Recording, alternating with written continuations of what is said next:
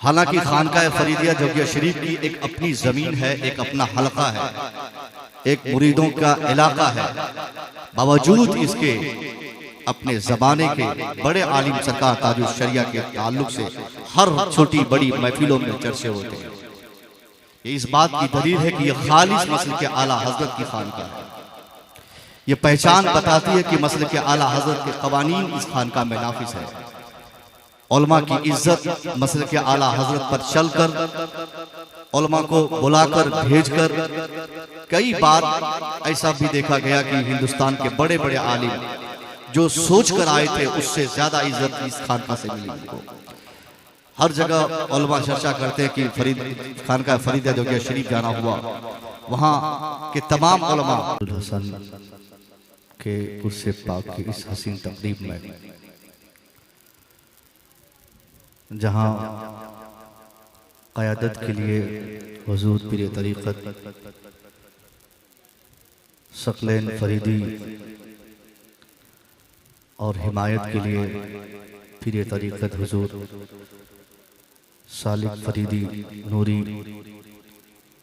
और सरप्रस्ती की एक अजीम जिम्मेदारी को निभाते हुए हुजूर साहिब सज्जादा पीर तरीक़त सईदैन फरीदी साहब क़िबला दामजुल्लहु अलैना तशरीफ़ फरमा है। छोटी मोटी महफिलों को मिलाकर देखा जाए तो खानकाह फरीदिया जोगिया शरीफ में साल में 2, 4, 5 ऐसी महफिलें हो जाती है जहां उलमा की आमद होती है। हिंदुस्तान में और भी खानकाहें हैं और हर खानकाह की अपनी एक अलग पहचान है और वहाँ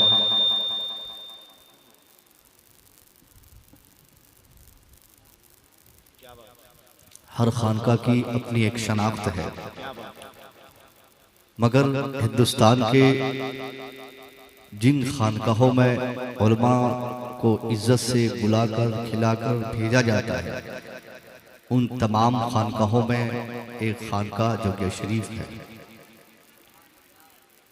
हमने देखे साहब, वक्त बदलते हालात बदलते हुए लोगों ने खानकाहों की रिवायत बदली है।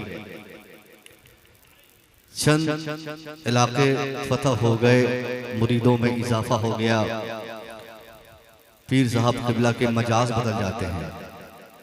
मगर जिस खानकाह के मशाइख मुरीदों के बीच रहकर मुरीदों की रूहानी तरबियत करते हों, उसी खानकाह के खानकाहों में से एक खानकाह जोगिया शरीफ खानकाह फरीदिया है। सरकार सईदैन तशरीफ फरमा है। इनके चेहरे को देखकर आप समझ सकते होंगे कि जब इनकी ये सूरत और इनके अंदर जो ये तक़वा है, इनके बुजुर्गों में क्या तक़वा रहा होगा। यकीनन खानकाह फरीदिया कई जिहत से दूसरी खानकाह और दूसरी खानकाहों के साहिब सज्जादा से या दूसरी खानकाहों के पीरान से कह सकते हैं, बहुत हद तक बेहतर है। आज भी जोगिया शरीफ के उलमा में आला हजरत का कानून चलता है। आज भी मसल के आला हजरत का नारा जोगिया शरीफ में बड़े शौक से यहाँ के उलमा लगाते हैं। हालांकि खानकाह फरीदिया जोगिया शरीफ की एक अपनी ज़मीन है, एक अपना हलका है, एक मुरीदों का इलाका है, बावजूद इसके अपने ज़माने के बड़े आलिम सरकार ताजुल शरिया के ताल्लुक से हर छोटी बड़ी महफिलों में चर्चे होते हैं। ये इस बात की दलील है कि यह खालिस मसल के आला हजरत की खानकाह है। ये पहचान बताती है कि मसल के आला हजरत के कवानीन इस खानकाह में नाफिज है। उलमा की इज्जत मसल के आला हजरत पर चलकर, उलमा को बुलाकर भेजकर, कई बार ऐसा भी देखा गया कि हिंदुस्तान के बड़े बड़े आलिम जो सोच कर आए थे उससे ज्यादा इज्जत इस खानकाह से मिली उनको।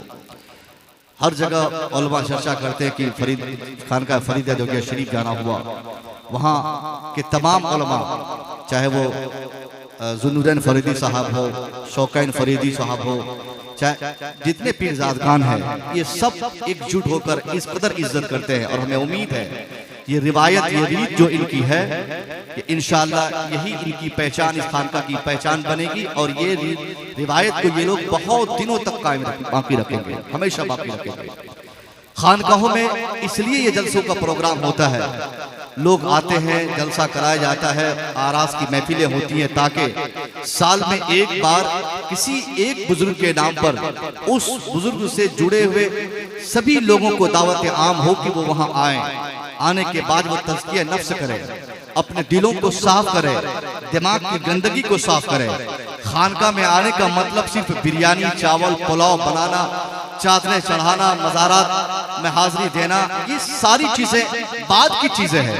मेन मोटो और इंटेंशन खानका वालों का यही होता है कि मैं उर्स करूंगा, हमारे मुरीदीन आएंगे, मुरीद मुझसे मिलेंगे, मैं मुरीदों से मिलूंगा, उनके ईमान का जायजा लूंगा, उनको आगे की राजनीति पे मैं गुफ्तगू करूंगा, उनको बताऊंगा कि उनको कैसे अपने ईमान को संवारना है, उनको अपनी आखिरत की तैयारी कैसे करनी है। ये मेन मकसद होता है उर्स का।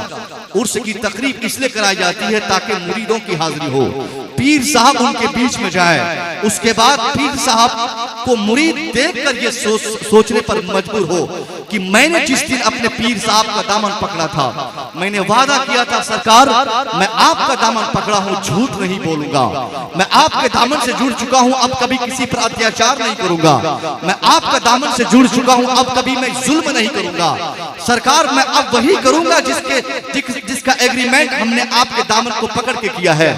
ये हर बार रेनुअल करे, रेनुअल हो, और वो मुरीद जब घर जाए, वो घर जाने के बाद वो खुश हो जाए कि 1 साल के बाद मैं खानका गया।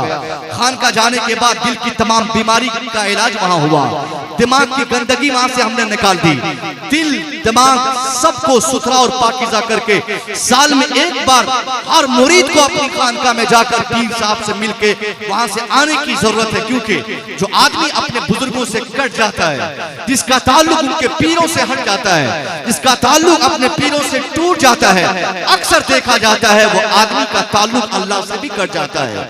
ये पीर साहब एक कड़ी है अल्लाह से मिलाने की, अल्लाह की बारगाह में हमें पहुंचाने के लिए ये बहुत बड़ा जरिया है। जिस तरीके से अपने दामन से जोड़कर एक पीर अल्लाह तक हमको यहाँ पहुंचा रहे हैं, कल मैदान महशर में यही रिवायत कायम रहेगी। अगर हमने पीरों से लिए एग्रीमेंट पर हमने अपनी जिंदगी गुजारी, जो हमने वादा किया था कभी झूठ नहीं बोलूंगा, हमेशा अगर सच बोलते रहे, हमने जो वादा किया था कि मैं 5 वक्त नमाज पढ़ूंगा, अगर हमने 5 वक्त नमाज की पाबंदी की, जो हमने पीर साहब से वादा किया था कि मैं बदतमीजी नहीं करूंगा, बेहयाई नहीं करूंगा, अगर वाकई उन्हीं एग्रीमेंट और वादे पर हमने काम किया, तो जिस तरीके से आज पीर साहब अपनी निगाहों में हमें छुपा लिए हैं, कल मरने के बाद मैदान महशर में हिसाब और किताब की जब घड़ी होगी, यकीनन मैं कह सकता हूं कि वो मुरीद जो अपने पीर की जिंदगी पर अमल किया हो, उनकी जिंदगी पर अमल करके नमाज से अपनी जिंदगी को बेहतर बनाया हो, सदाकत से, तहारत से अपने दिल दिमाग को रोशन किया हो, कल मैदान महशर में उसका पीर भी उन्हें तन्हा नहीं छोड़ेगा। वो पीर अपने रब से गुजारिश करते हुए कहेंगे, ये मेरे परवरदिगार, ये मेरा मुरीद दुनिया में मुझसे वादा किया था, वादा करने के बाद हमेशा नमाज पढ़ता रहा, हमेशा झूठ से परहेज करता रहा, हमेशा अच्छाई को डेवलप किया। या अल्लाह, आज मेरी ख्वाहिश है जिस तरीके से तूने मेरे तकवे की बुनियाद पर तू खुश हुआ और अपने फरिश्ते को जन्नत गिफ्ट करने का ऐलान फरमाया है, या अल्लाह मेरी तमन्ना है कि अब इस घड़ी मैं अकेले जन्नत नहीं जा सकता, मैं तब तक जन्नत नहीं जाऊंगा जब तक मुझे देखकर वो मुरीद जो नमाज पढ़ना सीखे थे वो मेरे साथ जन्नत नहीं चले जाते, वो मुरीद जो सच बोलना सीखे जब तक वो जन्नत नहीं जाएंगे। यानी जितने लोगों ने मेरा दामन पकड़ा, जिन जिन लोगों ने मेरी क़यादत की, जिन जिन लोगों ने दुनिया में अपनी आखिरत की इस्लाह के लिए मुझे मॉडल बनाकर अपनी जिंदगी में नमाज, रोजा, हज, ज़कात, तहारत, इबादत से अपनी जिंदगी को रंगीन किया, उनमें से एक एक मुरीद को एक पीर जब तक बख्शवाने की गुजारिश अल्लाह से नहीं कर देगा तब तक उस पीर साहब का कदम भी आगे नहीं बढ़ेगा। ऐसा अहले सुन्नत वल जमात में उलमा का मानना है कि पीरी मुरीदी इसलिए जरूरी है, वरना इससे ज्यादा कुछ भी हमारे यहाँ नहीं। हमने आजकल क्या सोच लिया साहब, पीर साहब के यहाँ जाएंगे ताबीज लिखेंगे। यकीनन ताबीजात से काम होते हैं, ताबीज से बड़ा काम होता है, और वो भी खानकाह फरीदिया के पीर में तो छोड़िए, खानकाह फरीदिया से जो लोग जुड़ चुके हैं, जो लोग फरीदियों से मोहब्बत करते हैं। मैंने देखा साहब वो लोग जो 40 साल 50 साल से ताबीज की मशक कर रहे हैं, ट्राई मार रहे हैं, जिन्नात खबीस ये वो सब की ट्राई कर रहे हैं, वो सब दरकनार हो जाते हैं। सिर्फ एक रात या एक दिन खानकाह फरीदिया के किसी शेख से दिल से कोई मिल जाए और उसे ताबीज लिखने की इजाजत मिल जाए, अल्लाह की कसम 40 साल से जो मशक करता है उससे जायद पावर खानकाह फरीदिया के शयूख में हमने देखा है। मामूली से कागज के टुकड़े पर खानकाह फरीदिया का एक छोटा आलिम भी अगर कुछ लिख दे, चंद बातें लिख दे और दे दे, जा तेरी तबीयत सही होगी, जा तू ठीक हो जाएगा, जा अल्लाह तुझे गिफ्ट कर देगा, जा तेरी मुराद पूरी होगी। ये देखा गया है, ये खानकाह फरीदिया के मशाइख के खुसूसियात में से है कि इनका लिखा ताबीज, इनकी लिखी पर्ची, इनकी कही बातें, इनकी मांगी हुई दुआएं, इनकी की गई तमन्नाएं, इनके किए गए इरादे अल्लाह बहुत हद तक कबूल फरमाकर उनके चाहने वालों की मुराद को पूरी फरमाता है। मैं इससे इनकार नहीं कर सकता, मगर हमने तावीज गंडे की अमारगा खानका को बना दिया। कभी हमें फुर्सत न हुई कि पीर साहब की जिंदगी पर हम गौर करें कि अल्लाह ने इतनी इज्जत इन्हें क्यों अता फरमाई।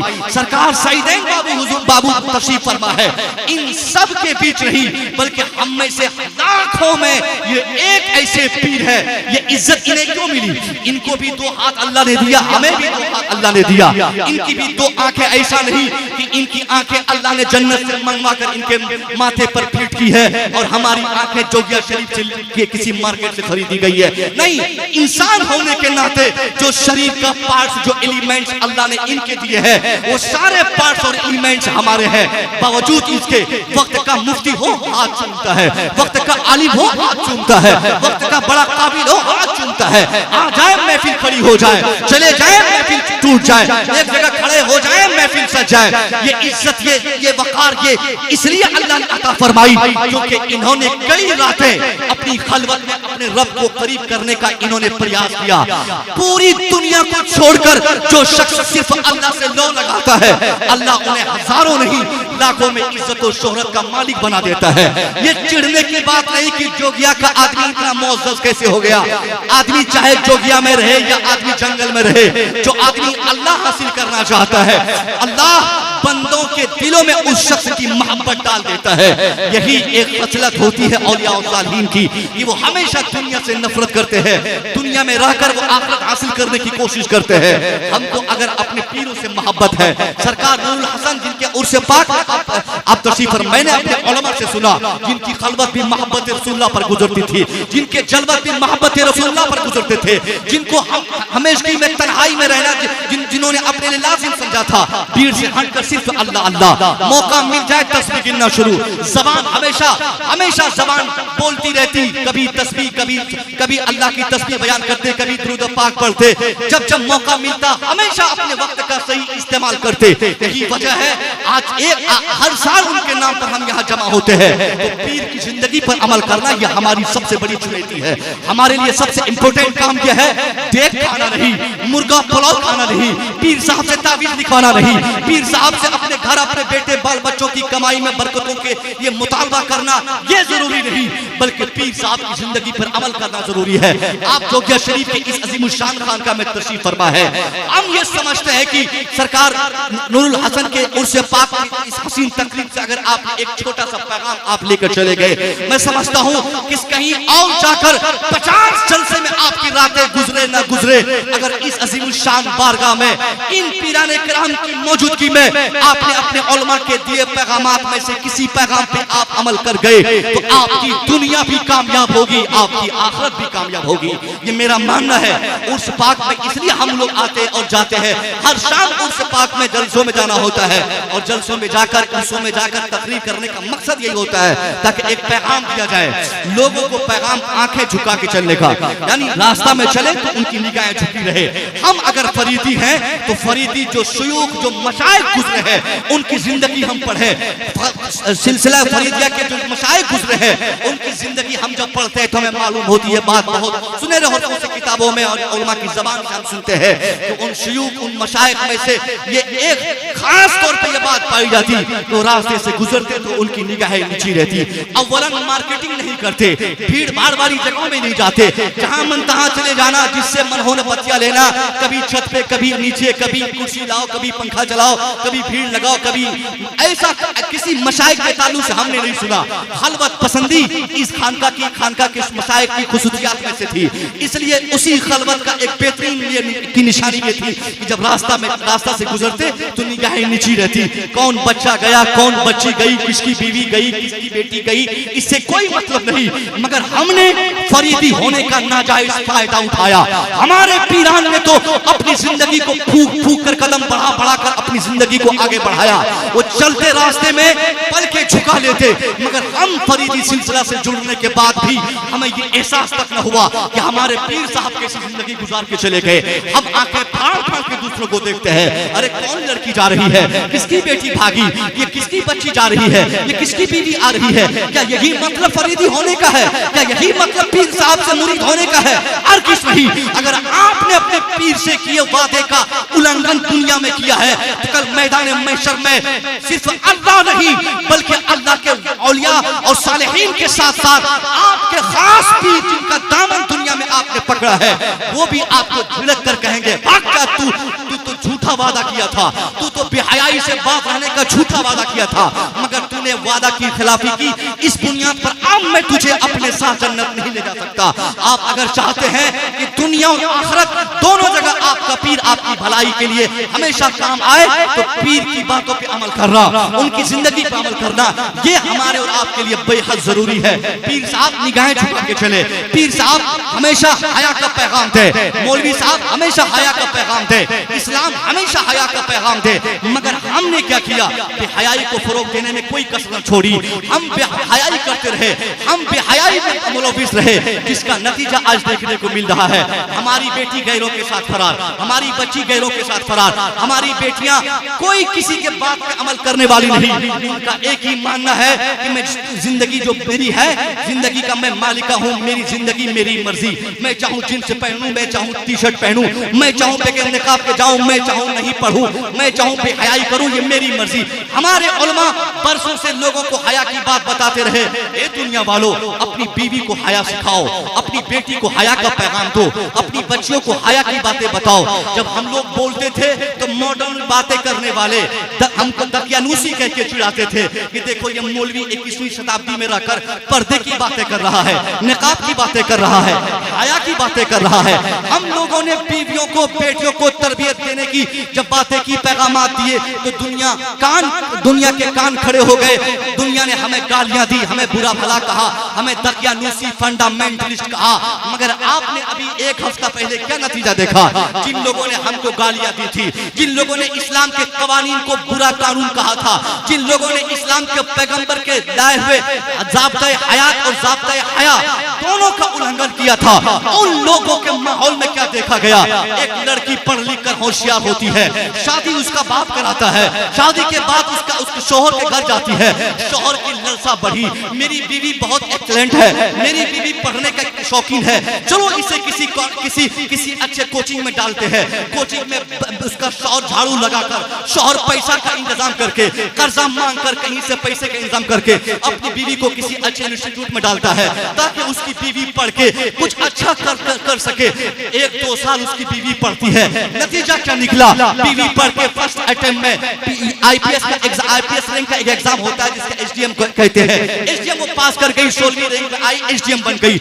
एसडीएम उत्तर प्रदेश में इलाहाबाद में बनकर अब उसकी बीवी 2-4 साल खूब कमाई, खूब देती रही, खूब पैसा अपने शौहर को खिलाती रही। शौहर को जर्रा बराबर इसका एहसास नहीं हुआ कि मेरी बीवी, मैं इसे घर में कैसी तरबियत देता, मगर पैसों की लालच में आकर एक शौहर अपनी बीवी को छूट दे दिया, जहां पढ़ना हो पढ़ ले, जहां जाना हो चल जा, जिसके साथ बैठना हो बैठ ले, जिसके साथ मीटिंग अटेंड करनी हो कर ले, तुझे खुली आजादी है।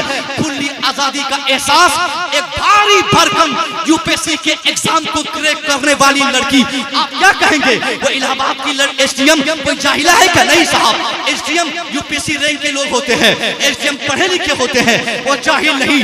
बावजूद इसके 2 बेटी 1 शौहर को छोड़कर पूरे ससुराल को त्याग देकर किसी और के साथ लफड़ा मोल ले ली। अब वो शौहर जो चंद दिन पहले अपनी बीवी से कमाई खाकर उस बीवी की तारीफ करते नहीं थकता कि देख मेरी बीवी एसडीएम बन गई, तेरी बीवी वहीं रह गई चूल्हा फूकने के चक्कर में घर पे बैठी, और मेरी बीवी देख एसडीएम बन गई। 5 साल तक बीवी की कमाई शौक से खाने वाला शौहर जब देखता है कि मेरी बीवी आजादी का नाजायज फायदा उठा रही है, मेरी बीवी दूसरों के साथ रातें गुजार रही है, अब उसकी आंखें खुली, कान खड़े हुए। उसका नतीजा क्या देखने को मिला? जिनके समाज ने और जिन लोगों ने मुसलमानों को, इस्लाम को, उलमा को तकियानुसी कहा था, अब वही लोग कभी इस थाने में कंप्लेन कर रहे हैं, कभी उस थाने में कंप्लेन कर रहे हैं, कभी डीएम साहब को बुला रहे हैं, कभी किसी वकील से बात कर रहे हैं कि कोई आए मेरी बीवी को बचाए, कोई आए मेरी 2 बच्चियों को बचाए, कोई आए मेरी बीवी को वापस कर दे। मैं ऐसे माहौल में एक छोटा सा पैगाम मेरे हिंदू भाई हो, मुसलमान भाई हो चुके, यहाँ बहुत सारे भाई मुमकिन है खानका है, हिंदू भाई भी होंगे, चूंकि खानका कोई हिंदू मुसलमान के लिए मुफ्त नहीं होती। खानका का दरवाजा सबके लिए खुला होता है, हिंदू हो वो भी आ जाओ, मुसलमान हो वो भी आ जाए, सिख हो वो भी आए, अपने हो वो भी आए, गैर हो वो भी आए, दोस्त हो वो भी आए, दुश्मन हो वो भी आए। इसलिए खानका से जो पैगाम हो एक आम पैगाम हो। हमारी खानका है जहां भी देखी गई है वहां गैरों को भी इज्जत दी जाती है, ताकि गैर हमारी खानका में जाकर इस्लाम समझने की कोशिश करे, इस्लाम को करीब से महसूस करे, वहां के मशाइख को देखे, पीराने इज़ाम को देखे, उनके तकवे को देखे, उनकी पाकिस्तानी को देखे, उनकी जिंदगी को देखे। तो वो लोग जो इस्लाम के ताल्लुक से कंफ्यूजन अपने दिमाग में रखे हुए हैं, कम से कम पीराने इज़ाम को देखकर वो इस्लाम को महसूस तो कर सकते हैं। इसलिए खानकाहों में इजाजत होती है, जो चाहे वो आ सकते हैं और इस्लाम को समझ सकते हैं। इसलिए मैं कहता हूं, अगर आप में से कोई हिंदू भाई हो तो आपको भी कहता हूं, इस्लाम का पैगाम, सिर्फ इस्लाम का पैगाम अगर वो शख्स मान लिया होता, या कोई भी दुनिया का शख्स मान ले, इस्लाम ने जो पर्दे का माहौल देने का जो बेहतरीन पैगाम दुनिया में नशर किया था, बहुत ज्यादा बेटी को पढ़ाने की जरूरत नहीं, बहुत ज्यादा बीवी को तालीम देने की जरूरत नहीं। आप अगर बीवी और बेटी को सही मायने में कामयाब देखना चाहते हैं तो उनकी कामयाबी उनकी शिक्षा में नहीं, उनकी कामयाबी उनकी तालीम में नहीं, उनकी कामयाबी उनके भारी भरकम डिग्री में नहीं। अगर भारी भरकम डिग्री हासिल करने से एक आदमी की कामयाबी मुतवस्सर होती, मानी जाती, तो वो बीवी उसकी कामयाब होती और अपने शौहर के घर रहती। पता चला तालीम उसको बेहयाई से बचा न सकी, उसकी डिग्री उसे रोक न सकी। इसलिए इस्लाम जो ज़हन देता है, उस इस्लाम के दिए हुए ज़हन पे हमें अमल करने की जरूरत है। इस्लाम कहता है बहुत ज्यादा पढ़ाने के चक्कर में न पड़ा जाए, बहुत ज्यादा तरबियत की जाए, बच्चियों की तरबियत, बच्चों की तरबियत, बूढ़ों की तरबियत, जहाँ जहाँ जो भी मिल जाए उसकी खास तरबियत की फिक्र की जाए कि हमें चलना कैसे चाहिए, हमें जिंदगी कैसे गुजारनी चाहिए, हमें बोलना कैसे चाहिए, समाज में रहना कैसे चाहिए, एक दूसरे से ताल्लुकात किस तरह से इस्तेमाल करनी चाहिए। अगर बेटी मैट्रिक में पढ़ती है, मोबाइल की मांग कर रही है, तो बेटी को समझाएं, बेटी ये गलत तुम बोल रही हो, बेटी ये मोबाइल तेरे लिए दुश्मन है। बेटी इंटरमीडिएट में पढ़ती है तो हमारी जिम्मेदारी है कि हम अपनी बेटियों को चेक करें कि मेरी बेटी इंटर में पढ़ रही है, पढ़ाने वाला कौन है, पढ़ने जहाँ जाती है वो किसके साथ जाती है, किसके साथ बैठती है, कौन इसका ट्यूटर है, कौन इसका मास्टर है। जो बाप अपनी बेटी को, जो शौहर अपनी बीवी को, जो भाई अपनी बहन को, जो लोग अपने घर की औरतों और बेटियों को खुलेआम छोड़ देता है, उन्हीं की बेटियां आगे चल के उनके लिए काल बन जाती है। और जो शख्स अपनी बच्ची, अपनी बीवी, अपने घर की छोटी छोटी बच्चियों और बहनों को तालीम से ज्यादा उनकी तरबियत की फिक्र करता है, वो इंसान बहुत ज्यादा पढ़ लिख कर कामयाब नहीं भी हो तो क्या हुआ, उनको जो इज्जत की दौलत मिलती है, यही दौलत उनकी दुनिया और आखिरत दोनों कामयाब कर देती। क्या समझ रहे आप? ये खानका का पैगाम है। खानका है खदीजा जगिया शरीफ, यकीनन हिंदुस्तान की दूसरी खानकाहों में बहुत ज्यादा मामलात में कई जिहद से मैं कहता हूँ साहब, यहाँ के मशाइख, यहाँ के उलमा, यहाँ के पीरजादगान, यहाँ के शयूख, इन सब को मैं बहुत करीब से जानने लगा हूँ। और मैं क्या, हिंदुस्तान के जितने बड़े बड़े आलिम मिलेंगे आपको इस स्टेज की दुनिया में रहने वाले, उनमें से आज तक जिनसे भी आप पूछेंगे वो यही कहेंगे कि मेरा भी शौक है कि मैं खानकाह फरीदिया में जाऊँ। ये ऐसी वाहिद खानका है, बहुत अच्छी, ये अकेली ऐसी खानका है जहां पर आने के बाद हर खतीब और शायद को लगता है कि मैं अपने घर में आया। क्या बात, जिंदाबाद। कोई उलझन नहीं, कोई हेजिटेशन नहीं, कोई तकलीफ नहीं। जब आलिमों को इतनी इज्जत मिलती है तो आप समझ सकते हैं कि जो इस खानका से जुड़े मुरीदीन होंगे उनको कितनी इज्जत मिलती होगी। और जो इज्जत हजरत लोग अभी यहाँ देते हैं, यकीनन ये इज्जत ये मरने के बाद भी वहां दिलाएंगे इंशाअल्लाह। अगर आप इस खानका से जुड़े हैं, यही पैगाम है, आप हया और तरबियत पर खास ध्यान दें। खानका में आए, पीर साहब की बारगाह में बैठकर तरबियत आपकी हो, ताकि आपकी दुनिया में जो कमी है, चूँकि ये रूहानी इलाज का केंद्र है खानका, इसे एक तरह से आप हॉस्पिटल कह सकते हैं। रूहानी इलाज, रूह का इलाज जहाँ हो उसी को हम खानका कहते हैं। जिस्म का इलाज जहाँ हो वो डॉक्टर का क्लिनिक है, वो मेडिकल कॉलेज है। और जहाँ रूह बिगड़ती है और बिगड़ी हुई रूह का जो सही ट्रीटमेंट किया जाता है उसी को खानका हम कहते हैं। खानका में हम आए, मोहब्बत से पेश आए, पीराने निज़ाम की ज़िंदगी पर अमल करने की कोशिश करें। मैं दुआ करूँगा इंशाअल्लाह किसी दूसरी महफिल में, चुके बातें बहुत सारी मुझे करनी थी, वक्त बहुत ज़्यादा हो चुका है, खाने पीने का भी इंतज़ाम है। हुजूर पीर साहब कुल्ला इशारे में फरमा गए कि बाबू फिर तुम कभी आओगे तो फिर गुफ्तगू हो जाएगी। जी, मैं दुआ करूँगा मौला तबारक व तआला हमारी आपकी सबकी इस मुश्तरका हाज़िरी को कबूल फरमाए। अस्तगफिरुल्लाह रब्बी मिन कुल्लि ज़ंबि व अतूबु इलैह। अस्सलामु अलैकुम।